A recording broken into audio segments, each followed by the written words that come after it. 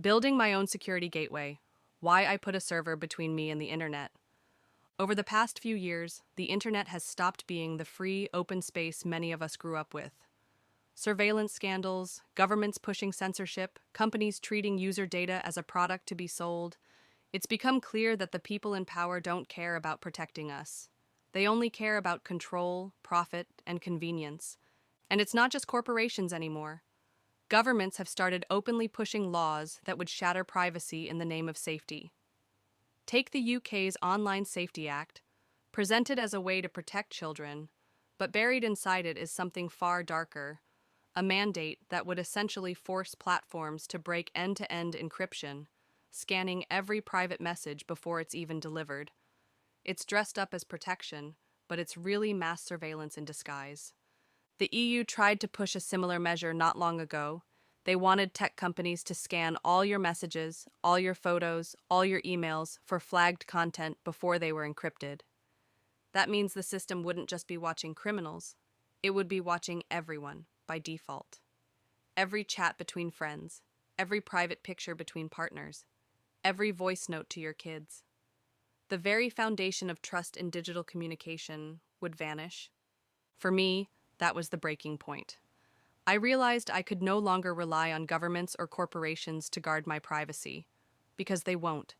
They've made it abundantly clear that safety and convenience for them comes first, our rights come last. So I decided to do something about it. Not by complaining on forums, not by signing another petition that gets ignored, but by building my own line of defense. A dedicated server PC that sits between me and the outside world, encrypting, filtering, and protecting every device in my home. It felt empowering in a way I didn't expect. When I hit that first successful connection through my VPN, it wasn't just a technical win. It was like taking back a piece of myself that I thought was gone, like boarding up the broken windows of a house I still want to live in. This isn't some paranoid fantasy. It's practical, doable, and, to my surprise, it only took about 2 hours to set up. 2 hours to shift from being a passive consumer to someone who actively shapes how they interact with the digital world. 2 hours to trade frustration for control. Now, when my devices connect, I don't just see blinking lights on a router. I see a personal shield. A machine that answers to me, not to an ISP, not to some faceless company, and certainly not to a government agency. And maybe that's the point I want to leave you with. This isn't just about technology, it's about mindset. You don't have to accept the internet as it's been handed to you. You can rebuild your corner of it, protect it, and reclaim the freedom that drew us all online in the first place. Why bother? Here's the reality. The internet we were promised, free, open, and empowering, doesn't exist anymore. At least not in the way it used to. Back then, you could almost believe that when you connected to a website, it was just you and the site. No middlemen, no hidden watchers, no strings attached. But today, every click, every Google search, every late-night rabbit hole you fall into, it's all logged. Your internet service provider ISP sees it. And they don't just see it, they record it. Those records don't sit quietly in a vault. They're sold, analyzed, profiled, and bundled up like trading cards. Think about it. Your internet habits, the shows you stream, the medical sites you visit when you're worried at 2 a.m., even the games you play, reduced to data points. Stripped of context, stripped of humanity, turned into a product, not you the person, but you the data set. And governments? They've figured out how to spin surveillance as a gift. It's for your safety, they say. Think of the children. Take the UK's Online Safety Act. On paper, it sounds noble, protecting children from harm online.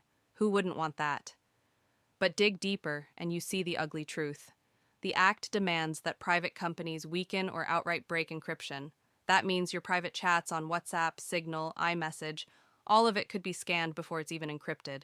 It's like mailing a sealed letter, only to learn that someone at the post office opens it, photocopies it, and then reseals it before delivery. Sure, your message still gets to your friend, but now a stranger has a copy. That's what these laws propose. Surveillance before privacy can even begin. And this isn't just a UK problem. In the EU, Lawmakers tried to push through legislation that would force services to scan all private messages for harmful content. Again, before encryption. They called it chat control. Nice branding, but the truth is chilling.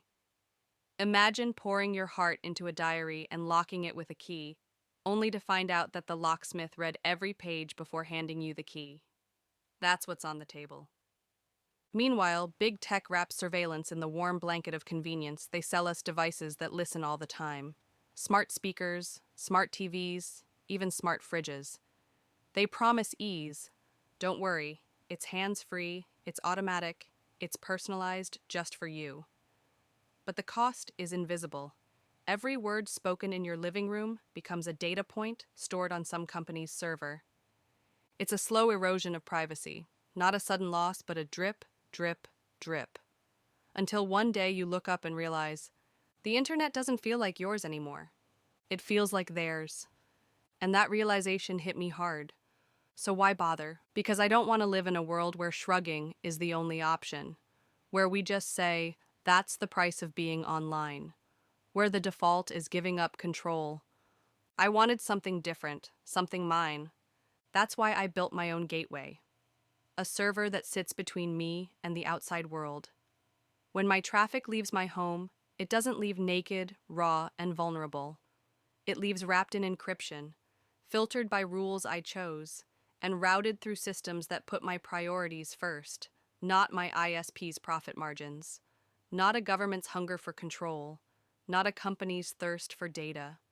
Will it stop everything? Number. I can't single-handedly dismantle surveillance capitalism. I can't prevent governments from drafting laws that treat privacy like a crime. But what I can do is refuse to be helpless. I can refuse to be the easy target, the low-hanging fruit. It's not about being invisible, it's about being intentional. Every byte of data that leaves my network now does so on my terms. And to me, that matters. Because privacy isn't paranoia, it's dignity of that control. It doesn't stop all problems, but it means your traffic no longer flows raw through systems designed to exploit you. The hardware setup. When most people look at their internet setup, they see nothing but a tangle of boxes, blinking lights, and cables that just work. For me, it's different. Each piece of hardware is not just a device. It's a choice, a checkpoint, a conscious decision about who I allow to see what flows in and out of my digital life. Here's the chain that stands between my fingertips and the outside world. Main PC, switch, server/VPN, fiber box, internet. At first glance, it doesn't look unusual, but when you zoom in, it represents a total shift in control. Fiber box, the ISP's gatekeeper. This is where everything begins, or rather, where my control ends. The fiber box is the ISP's hardware. I don't get a say in its firmware, its design, or what logging it does behind the scenes. It's the silent gatekeeper, a reminder that no matter how much we build on our end, there's always one piece of the chain that belongs to someone else. Some people shrug and say, well, that's just how it is. I can't. Every time I look at the fiber box, I think of it like the lock on a rented apartment. It's not my lock, it's theirs. My job is to build the walls behind it so solid that even if the lock is compromised, my home stays safe. The server PC, the beating heart. Behind the fiber box is where the real magic happens. My server PC, once a gaming rig, now repurposed as the central nervous system of my entire digital fortress. CPU, Intel i7-6850K, overkill for routing but perfect for multitasking. GPU, GTX 1080, wasted here, sure, but I secretly love the thought that my Firewall has more raw graphics horsepower than most office PCs. RAM, 16 gigabytes, plenty for networking services. Storage, 2 terabytes. NVMe, blisteringly fast, no bottlenecks. Network ports, dual NICS, WAN in, LAN out. This box runs Ubuntu server with a GNOME GUI. Some people swear by headless setups, but I prefer having a visual layer when I need it. It makes me feel like I'm piloting a cockpit, not just typing into a void. Here's what it does. DNS mask arrow, my DNS and DHCP brain. No device in my house asks Google or Cloudflare directly. Everything asks me first. NF tables arrow the firewall and NAT enforcer. Every packet is judged before it passes. Allowed, blocked, logged, the decision happens here. WireGuard, the encrypted tunnel to Proton VPN. To my ISP, all traffic looks like an encrypted blob. They can measure volume, but they don't see content. This isn't just a PC anymore. It's my border guard, customs officer, and wall builder all in one. Everything flows through it and nothing bypasses it. The switch, silent distributor. After the server, traffic hits the switch, a PoE-capable box that quietly powers and connects my LAN devices. To an outsider, it looks boring, just another network switch. But here's the difference. This switch doesn't pass along raw ISP data. It distributes my version of the internet, filtered, encrypted, scrubbed, and made safe by the server first. I think of it like a water main. Without the server, it would deliver whatever dirty water the ISP pumped in. With the server, every drop is purified before reaching the tap. Main PC and everything else, the protected endpoints. Finally, there's me, my main PC, my phone on Wi-Fi, even the so-called smart gadgets scattered around the house. Here's the rule. None of them talk directly to the dot. Fiberbox. Every packet, every DNS query, every sneaky phone home attempt from a smart TV or IoT device is forced through the server first. No exceptions. That's important because modern devices are noisy. Phones ping analytics servers even when idle. TVS check in with ad networks. Even light bulbs try to report back to the mothership. Left unchecked, it's a mess of data you never agreed to share. In my setup, that noise hits a wall. The server decides what leaves, what stays, and what gets encrypted before it goes anywhere. Why this chain matters. From the outside, it looks like just another home network. But to me, it's a psychological shift. It's a declaration. The fiber box is theirs, the server is mine. And that's the point. I've carved out a space in the middle of this chain that belongs entirely to me. My rules, my encryption, my firewall, my choices. It's not just about privacy, it's about dignity, about saying, I refuse to let my digital life be harvested without a fight.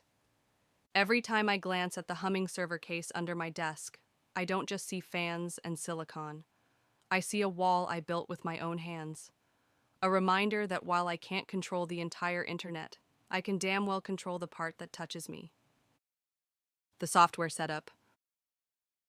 When people think about servers, they often imagine blinking racks in cold data centers, run by faceless admins.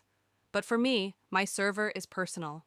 I know every service that runs on it, every rule I've written into its firewall. It's not just software.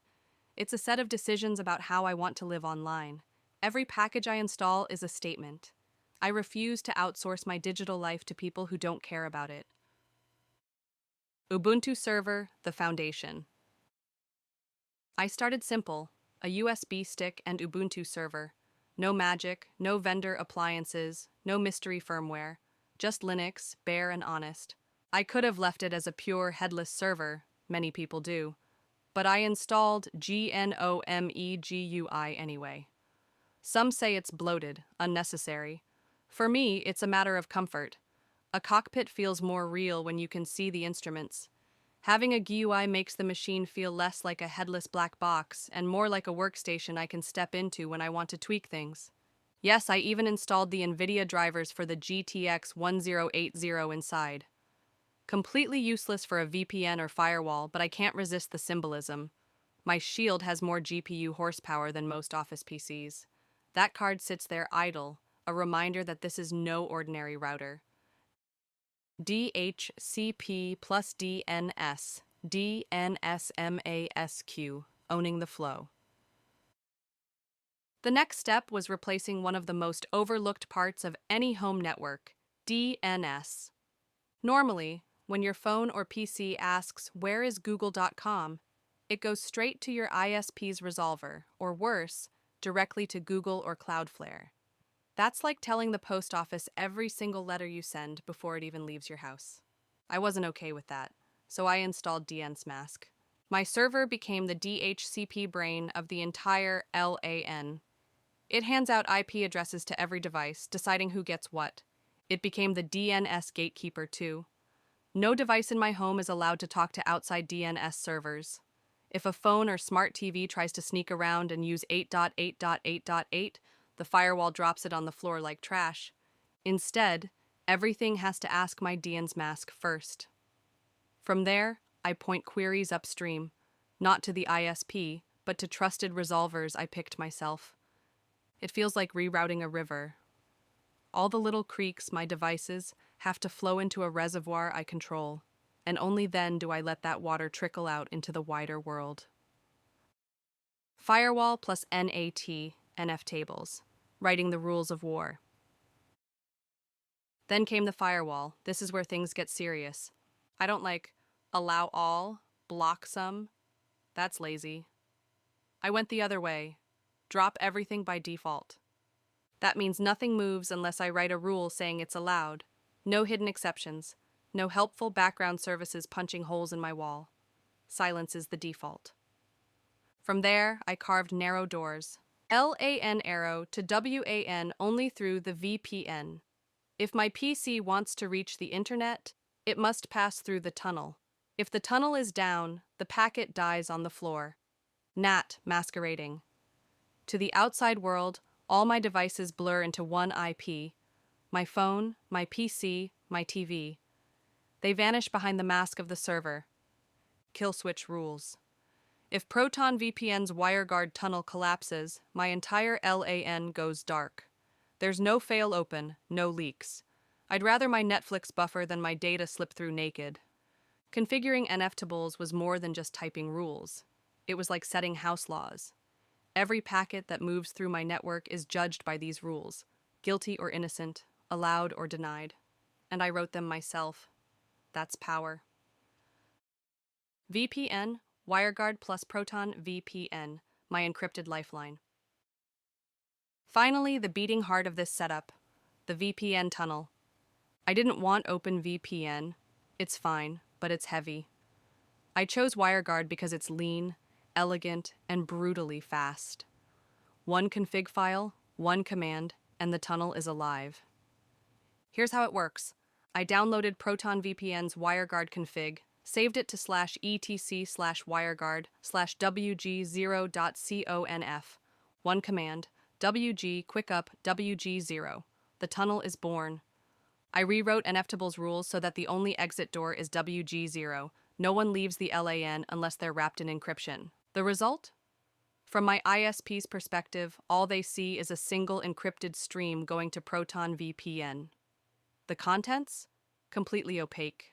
They can measure how much I send, but not what it is. To me, that's not just security, it's dignity. It's the ability to say, my life is not your product. The feeling of control. Setting all this up took maybe 2 hours on paper. But mentally, it was like reclaiming a part of myself. Every time I type NFT list rule set, I see more than firewall rules. I see boundaries I defined. Every time I look at WG show, I don't just see a VPN peer, I see a lifeline I chose. This server isn't just software, it's a mirror of my priorities. Silence first, permission second. Encryption mandatory, leaks impossible, trust no default, decide everything. Most people accept whatever defaults their ISP and router vendors give them. I couldn't. Installing this stack was my way of saying, if you won't protect me, I'll protect myself. And the best part? It worked. My entire LAN now flows through this fortress of code and rules. My traffic is no longer a commodity. My devices no longer chatter freely to strangers. Every packet asks permission first. For the first time in a long time, I feel like the internet is mine again. The result.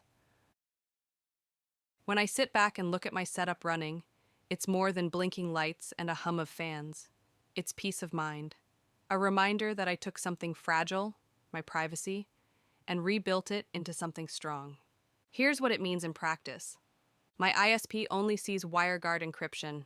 From their point of view, I'm just a stream of scrambled packets heading to Proton VPN.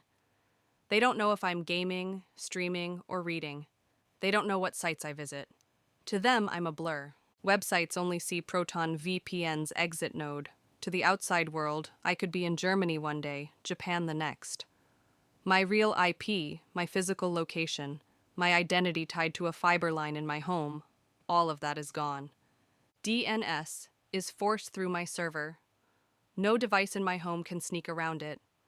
Even if some smart gadget tries to use Google or Cloudflare directly, Nftables smacks it down.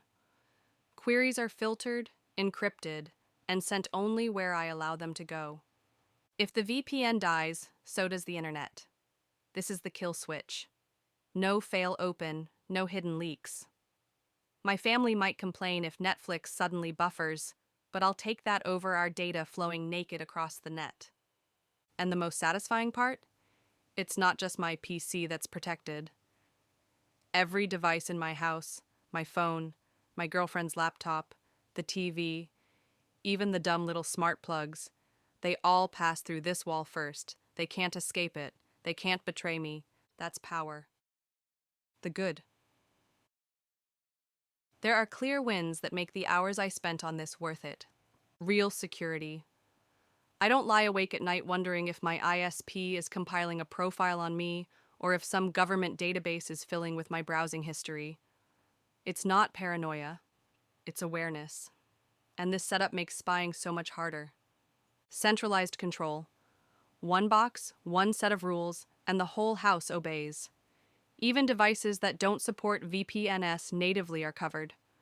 Consoles, IoT gadgets, phones, all of them funnel through my fortress. The learning curve was gold. I thought I knew Linux, but setting this up pushed me further. Nftables rules, WireGuard configs, DHCP enforcement, DNS redirection. It forced me to level up in networking. Expandable. This is just the start. I can add Pi-hole for ad blocking, CrowdSec for intrusion detection, Grafana dashboards for monitoring. It's not a closed system. It's a platform I can grow. Cost, zero. I reused an old gaming PC, an i76850K and GTX 1080 may be overkill for a firewall, but why not? That's part of the fun.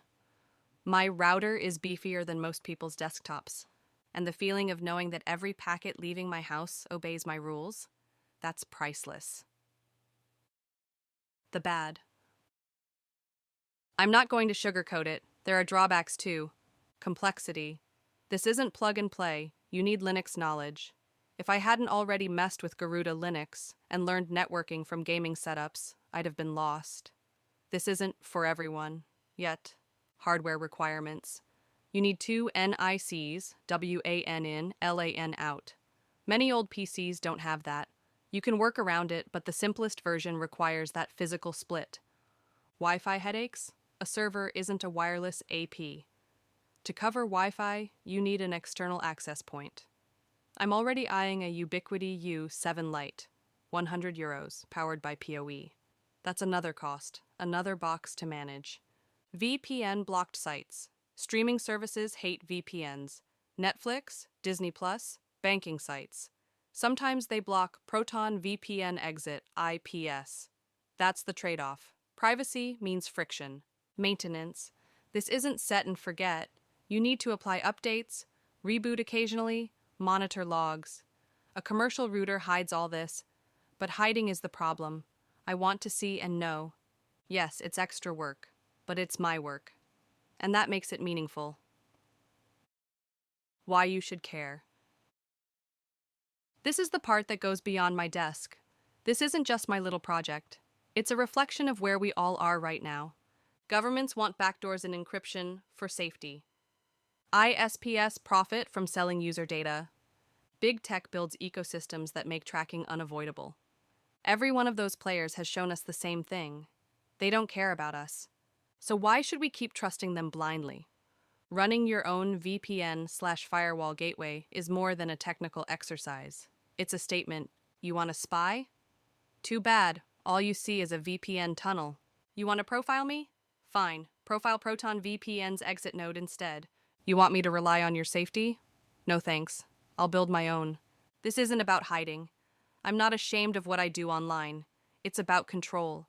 It's about reclaiming the dignity of saying, my data belongs to me. And the irony? This whole setup took me less than 2 hours. That's less time than most people spend binge-watching Netflix in a night. 2 hours of learning, tinkering, and typing commands for a lifetime of control. The mental payoff. Here's what I didn't expect: the emotional impact. Before this, I felt powerless. I knew the ISP was logging. I knew governments were pushing surveillance bills. I knew every app on my phone was phoning home. And every time I thought about it, it made me feel smaller. Like I was being squeezed into a box I couldn't break out of. Now, the box is mine. Every time I glance at the server under my desk, I see more than silicon. I see a wall I built with my own hands, a wall between me and them. And that wall hums with dignity, because if they won't protect us, then we protect ourselves.